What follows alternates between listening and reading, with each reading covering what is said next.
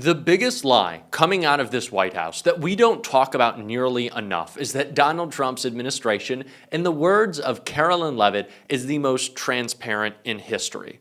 Bullshit. That is, it couldn't be further from the truth. Donald Trump, sure, he spends a lot of time blabbering at reporters, but he's not saying anything. He's not answering questions. He's not responding with truth. What he's trying to do is distract you from a government shutdown he can't negotiate his way out of course, the tanking economy, that's his fault, and of course, the Epstein files. Well, it's going to get a lot more difficult to do that because of the guy who brought our attention to it really in the biggest way throughout this administration, and that was Elon Musk, who is being exposed and exposing the crimes of this administration because of a lawsuit blowing up Trump right now. We're going to get into it all, but before we do, if I could quickly ask you to leave a like on this video, and if you haven't already and you enjoy our channel, to hit that subscribe button because it goes a long way in supporting our work. Now, before we get into how Elon is once again blowing up Trump's presidency, I want to start with one of the worst examples of the hiding of the truth that we have seen from this administration, and that was getting called out by Senator Sheldon Whitehouse after Pam Bondi's disgrace of a hearing yesterday.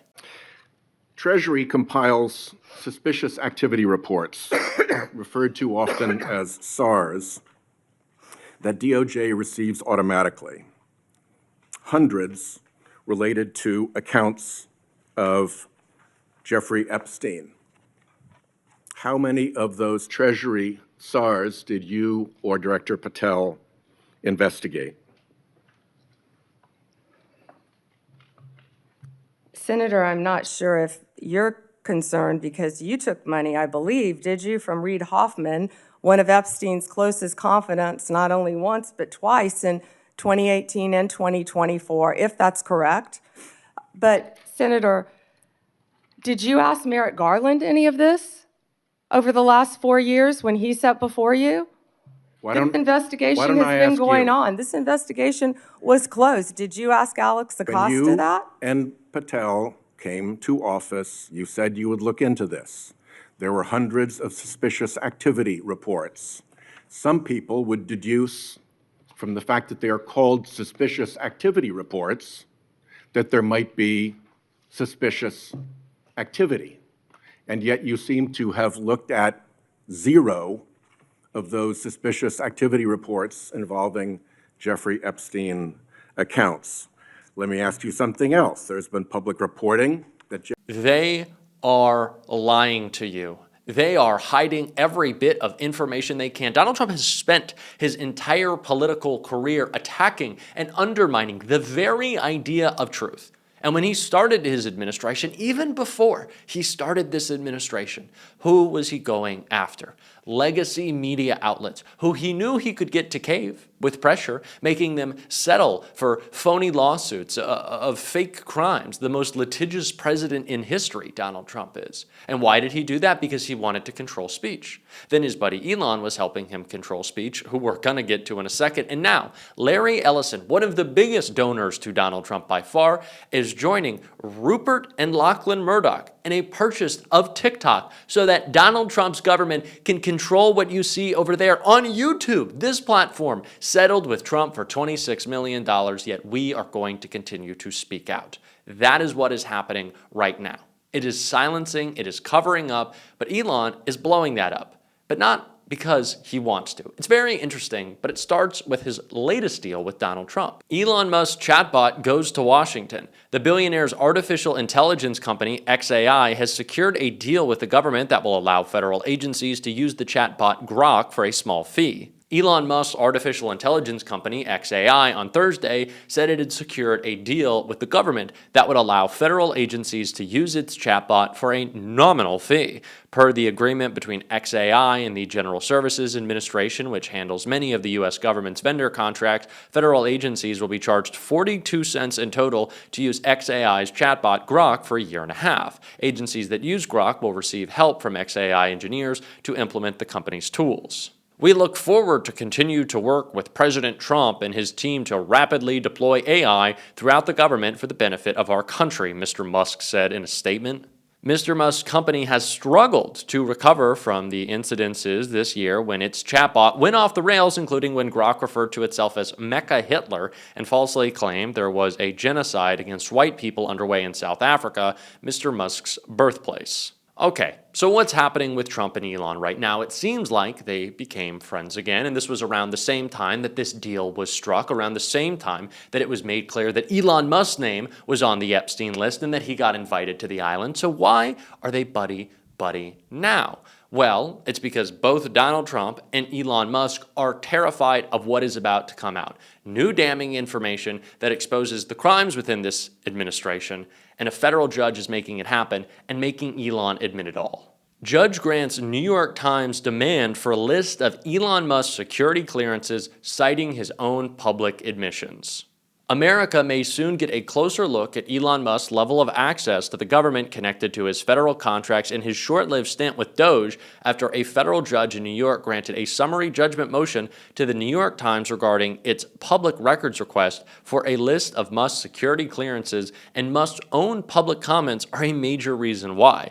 The viral image of Musk literally holding up a chainsaw on stage swiftly became a symbol for his critics, who accused him and Department of Government Efficiency of metaphorically attempting to chainsaw vast swaths of the federal government, often in violation of the U.S. Constitution and federal law. Numerous lawsuits were filed in response to Doge's activities, some seeking to block or restrict the budget cuts or employment terminations, and others that sought access to public records about the activities of Musk and others working on the Doge effort with him. One such lawsuit was filed by the Times in the U.S. District Court for the Southern District of New York, requesting a 2-page document that listed any security clearances granted to Musk. Musk's company SpaceX has been awarded numerous contracts by the federal government for years, making it one of the largest federal contractors, Cote wrote, and said it is not disputed that SpaceX handles sensitive government information, including his subsidiary Starlink, which contracts with the government to provide satellite-based internet. The judge highlighted multiple public comments made by Musk saying he had a top-secret security clearance and other clearances, as well as his post on social media platform X of issues relevant to DCSA security clearance review, topics including his personal drug use and contacts with foreign leaders. Specifically, ketamine is classified as a Schedule III controlled substance by the DEA, and of course, the federal application for security clearances directs applicants to disclose whether they have used ketamine in the last 7 years. The judge noted that there are 2 significant public interests at play: knowing whether the leader of SpaceX and Starlink holds the appropriate security clearances, and understanding the thoroughness, fairness, and accuracy of government investigations and operations. Musk's numerous public statements regarding his own drug use and contacts with foreign leaders only enhances the public interest in disclosure. Of course, the Trump administration has a duty to ensure that individuals granted security clearance continue to meet clearance requirements and should continue to hold positions of trust. Okay, so what does this all mean? What it means is we're finally starting to get a little bit more information on the crimes that Elon was committing and the security clearances that he didn't deserve and, of course, shouldn't have had under federal law. But it also exposes that this administration is not free of being held accountable, that we can start to poke and prod, that we can push back against them, that we can point out their crimes. These people cannot run free. We're not going to allow that to happen. And any Democrat running for president, any Democrat who wants to be a leader in this party, needs to make sure that they know and we know that there will be accountability for Stephen Miller, for Kristi Noem, for Pete Hegseth, Pam Bondi, Kash Patel, and Donald Trump. There will be accountability. These people have broken the law. They want you to think that they are exempt from it, that they do not have to respond to the law, that they do not have to follow the law. They want you to believe that. That is the most powerful tool that Donald Trump has. That is this air of inevitability that MAGA wants to present, and it is bullshit. Donald Trump will not win. Donald Trump will not beat you. Donald Trump lost to Jimmy Kimmel. Donald Trump is a weak, fucking baby, petulant child president. That's what Donald Trump is. And if you give him strength by saying, oh, we've been beaten, oh, woe is me, and I know it's fucking tough right now. I am exhausted. I hate talking about these people every day. I love calling them out, though. I love holding their feet to the fire. I love making Pam Bondi squirm like Adam Schiff did in a clip that we're about to check out by pressing her on her lies. I love that. That's what we should be about. We should be about fighting. We should be about exposing how weak these people are. AOC said it. Stephen Miller, you're a clown. You're a joke. you're a bald, little short, angry man. And if you're a bald, little short, lovely man, then fucking you're awesome. But if you're Stephen Miller, you can suck my dick. Yes, but okay. Do you know what? We're going to say those words. Fuck you, Stephen Miller. That's what I'm going to say. That's how I feel. Man, I can't believe I said that, but we're keeping it in. We're not taking it out. Stephen Miller, you are a piece of shit. All these people are lying to you, they're hiding, and we need to expose that. And I brought up that Adam Schiff clip. I want to play it because I think it's so important. So these are just some of the questions you refuse to answer, or have answered with personal attacks on members of this committee. You were asked whether you consulted with career ethics lawyers, as you promised you would do during your nomination hearing, when you approved the president receiving a $400 million gift from the Qataris. You refused to answer that question. You were asked who or what role you may have played, or who played the role in asking that Trump's name be flagged in any of the Epstein documents gathered by the FBI. You refused to answer that question. You were asked whether Holman kept the $50,000 bribe money. You refused to answer that question. You were asked whether Holman paid taxes on the $50,000 bribe money. You refused to answer that question. You were asked, did career prosecutors find insufficient evidence to charge James Comey? You refuse to answer that question. These people think that they can run. They think that they can hide behind executive privilege or Donald Trump. They can't. They can't hide. That's what they want to do, though. We have to keep this in mind, that Donald Trump wants you to think that he's popular, that he's powerful, that you can't defeat him. You can. You can. We've done it before, and it is so empowering to be able to beat these people. The midterms are going to be a bloodbath for Donald Trump, all over the place.